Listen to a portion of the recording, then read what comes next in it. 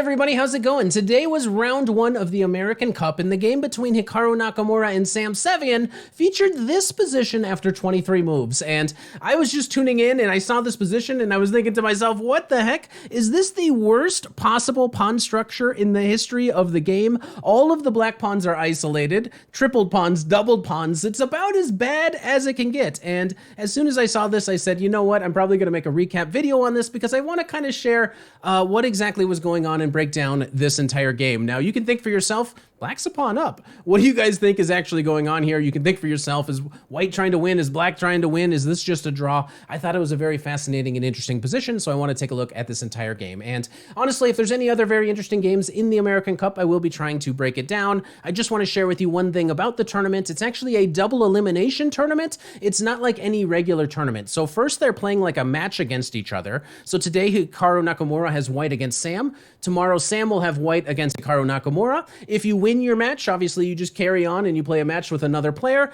If you lose, you're not disqualified right away. It's double elimination. You're kicked into the challenger bracket and you fight other people that have already lost once. It's a very interesting concept, and it's a very interesting tournament in general. And this game in particular had my full attention, and it started with a Ruy Lopez. Obviously, it's a high-level game. You're going to see a lot of Ruy Lopez's. After a6, the bishop hops back, and after knight to f6, instead of the dreaded Berlin, we see instead pawn to d3. So not just a boring draw, we're here to play a little bit of chess. And after d6, we already got treated to a very unusual move by white, because by far c3 is the most popular way of continuing from here, but we saw c4. This is the Duras variation, and it's a very fascinating and kind of controversial move by white. The idea is to grab a bunch of space, prevent black from playing a move like b5, which is very natural. You want to be able to kick this bishop away and gain space if you're black, but the obvious downside of this move is the d4 square, and if somehow white ends up with like a backwards d pawn and at some point a knight can hop into d4 in the future for black, it could lead to a lot of issues for white. So it's going to be kind of interesting to see how both players, their entire middle game strategy is based around that d4 square, and we're going to see how each of these players approaches this position. Now, black comes up with bishop to g4. This is actually not the most popular move in this position. g6 and bishop to e7 are the two most popular moves, but this move makes a lot of sense. You're targeting one of the defenders of the d4 square. So after h3, black is obviously going to chomp this knight off. You are not going to go back, allow g4, and allow this defender of d4 to survive.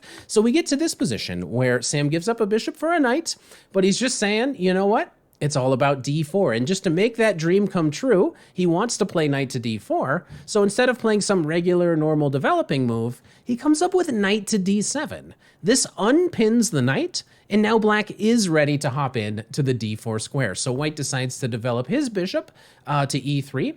Every move should be focused on the d4 square, so this is like the most logical place for the bishop to go. And now black just decides to develop and potentially is ready to castle in the near future. Now, it should be pointed out that if you do try to hop in right away, which is one of the ideas for black, white actually might get a very good position here after first taking, but then even taking this other knight. And if you enter into a position like this, black will have these doubled pawns. The only minor piece is a dark squared bishop. He's trapped behind a lot of these pawns. The knight can start to come out. White can get castled. This could be a very pleasant middle game for white in such a position. So instead of that, we see this bishop going to e7.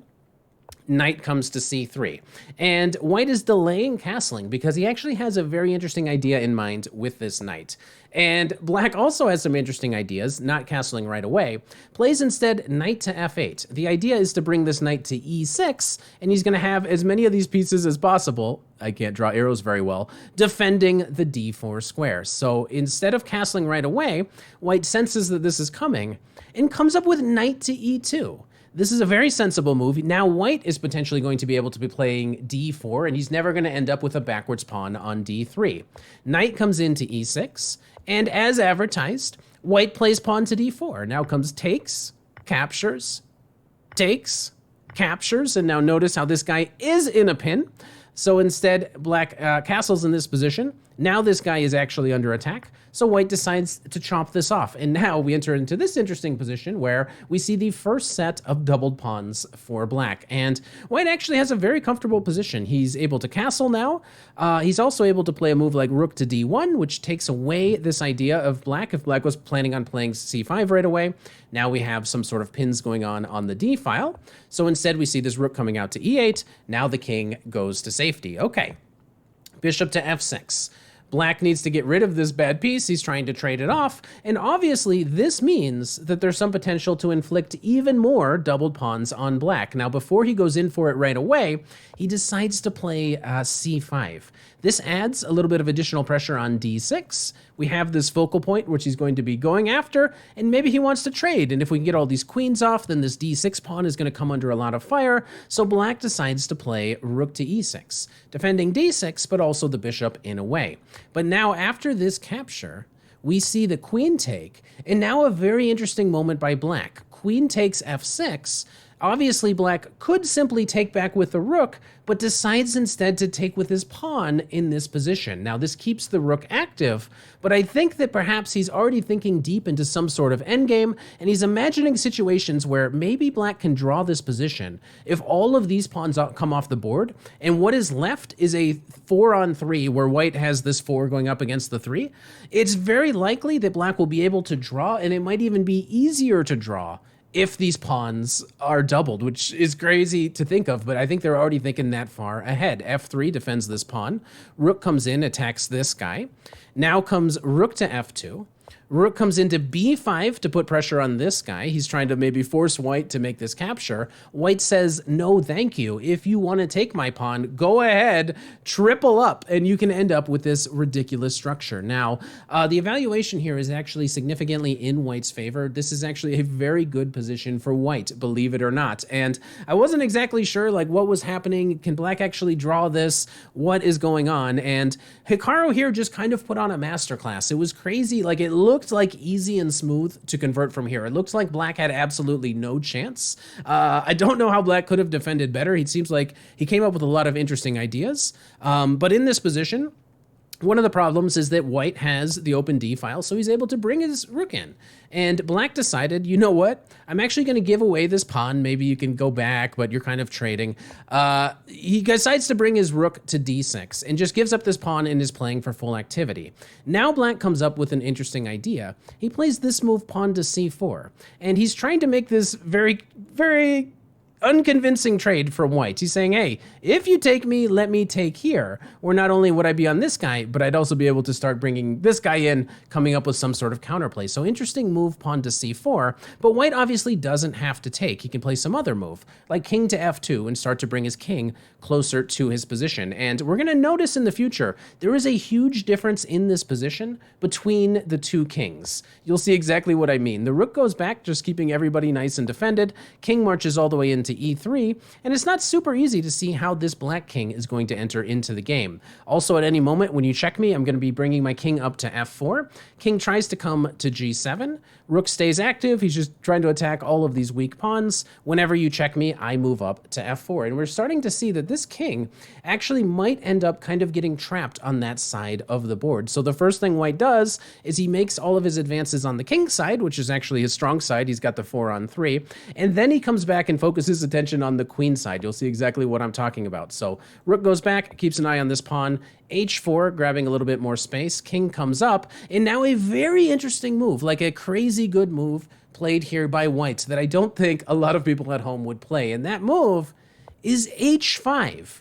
And this has a very remarkable idea.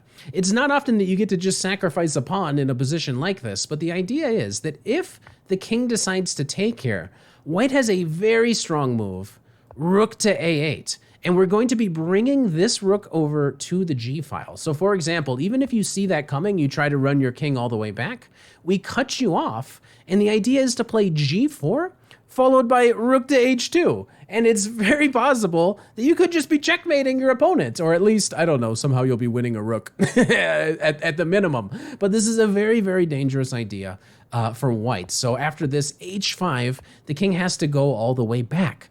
Now this rook decides to go here anyway, And white is potentially threatening to play h6. Like, I don't know, let's just make like a very careless move here by black. After h6, it would be kind of the same thing. We go here, we go here, we go here. Like crazy. Like, it's actually like a very cool idea to keep in mind. So instead, black has to play h6 himself.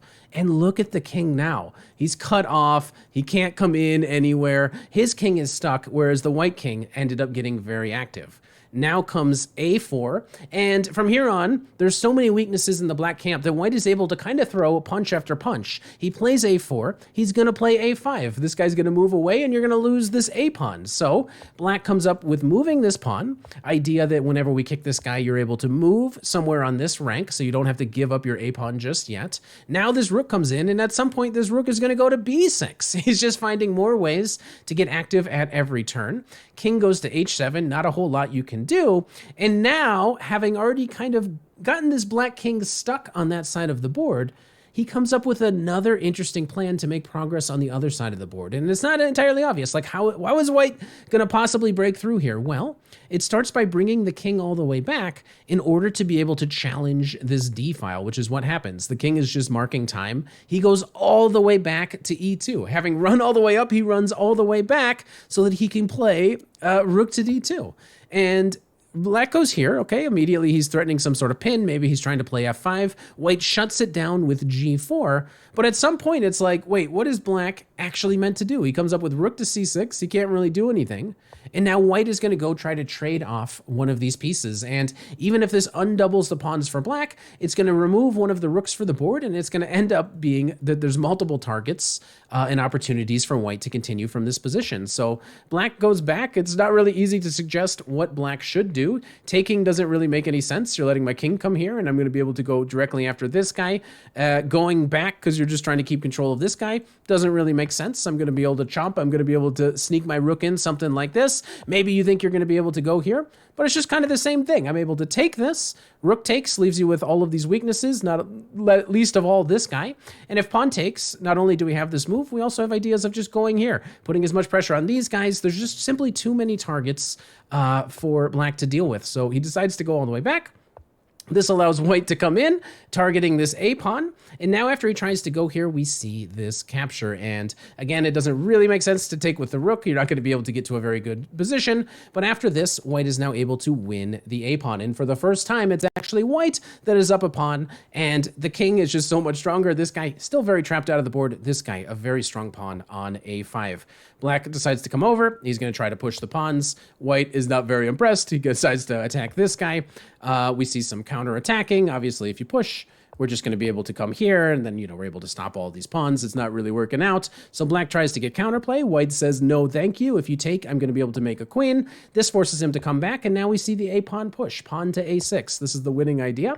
Takes, rook takes. It doesn't really matter if you take with the pawn. You do have to be careful here with white, but as long as you can find the very sensible move, rook to d1, being able to meet this with going here, followed by rook to b7. This should be a pretty simple win for white. So we instead see the rook coming in. He's going to try to at least get this rook behind the pawn, maybe slow white down. White is able to push to the 7th rank. The rook is able to come in. And still, you're absolutely stuck. You're absolutely stuck. And we enter into this very weird position. Okay, you can give one check if you want. Okay, go ahead, eat my pawn if you want. I would love to make a queen. The rook comes back, and we enter into just a weird position where there's nothing left for black to do. If you take a look at everything, there's nothing you can do. This king, he's very stuck. If he ever comes this way, you're going to be hit with a check followed by a promotion. If you go this way, you're just hanging your f-pawn for no reason. If this guy ever moves off this rank, you're going to be allowing this pawn to promote. And if you ever come this way with your rook, because it's a check, you're allowing this king to move up the board and take more pawns, and then potentially the king could run all the way over, protect the pawn if it absolutely had to. There's no more moves. It's like Zugzwang. Black just ran out of moves. So we see this attempt. The pawn goes to f5. King is trying to run in. And look at this. The king is, this is the idea. Obviously, you can take a pawn, which is probably very winning for white. It just shuts it down. He just plays pawn to e5 and says, no, your king is stuck out of the game. You capture, I take back. But here, black resigned because there's literally nothing that you can do. The king can't enter into the game in any direction. You can never go back. You're getting checked. The rook can never move from where it is. And it's like Zugzwang. So black had to resign in this position. So let me know what you think of that. I hope you enjoyed this game. And if you're new here, make sure you subscribe.